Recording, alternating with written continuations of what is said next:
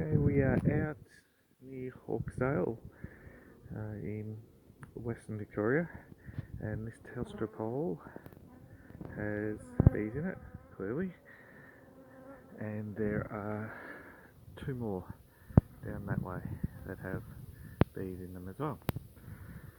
So we are now going to see how we go about getting them out of these things, because they're a little different to some of the other poles that I've done with Telstra, and they're a lot different to Telstra pits.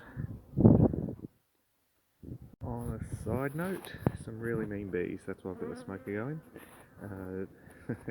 Just walking down the hill to this pole, so many bees came out and attacked me, but because obviously I suited up, it was all good. But my golly, there were a lot of bees. I'd be amazed if they've got any guard bees left. Okay, so here we see the pole. It's solid cone. The only way we're getting this out is splitting the PVC. So we'll have to give that a go. And here we see why. Literally solid honey all the way up with a teeny tiny brood section at the bottom that they've packed down themselves for winter. There we go. And because of all the wiring and that, it's going to be fun getting through all this. So, oh well, let's see how we go. Yeah, I've got both halves off now, and it's a solid pillar. Let's squeeze through here. Solid pillar. Golly. It's difficult.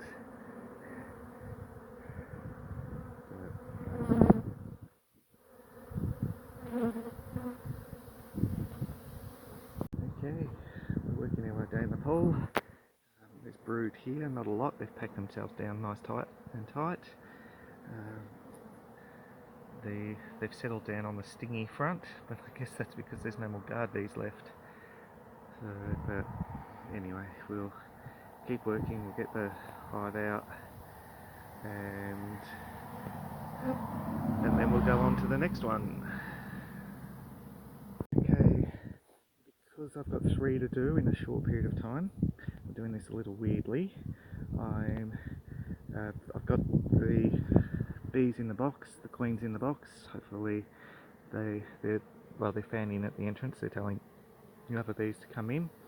I'll leave this box set up to let them go in themselves, and I'll go do the next one, and then I'll come back at the end, vacuum up the remainders and go along that way. It'll be a quicker result that way.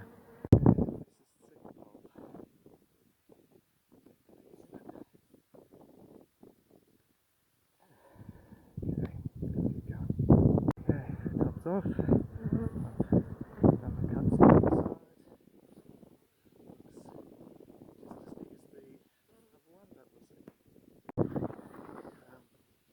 Five frames of brood and resources.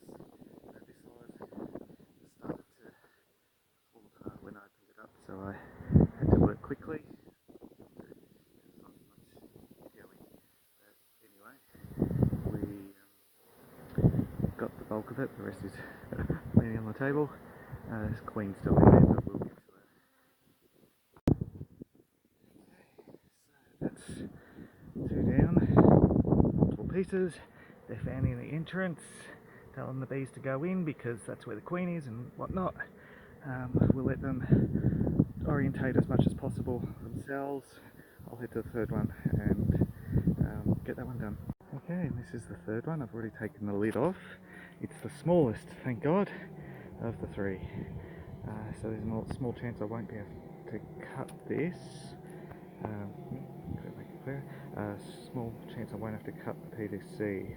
I'll get the sharpened steel rod and move, cut down from the top. We'll see how we go.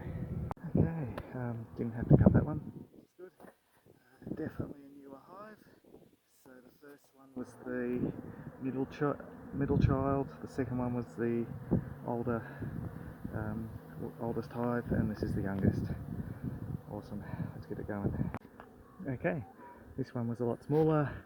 The pole is still in one piece. Queen's in a queen clip in the hive. We caught her, but I just wanted to get it done, so that's why they're madly rushing into the hive.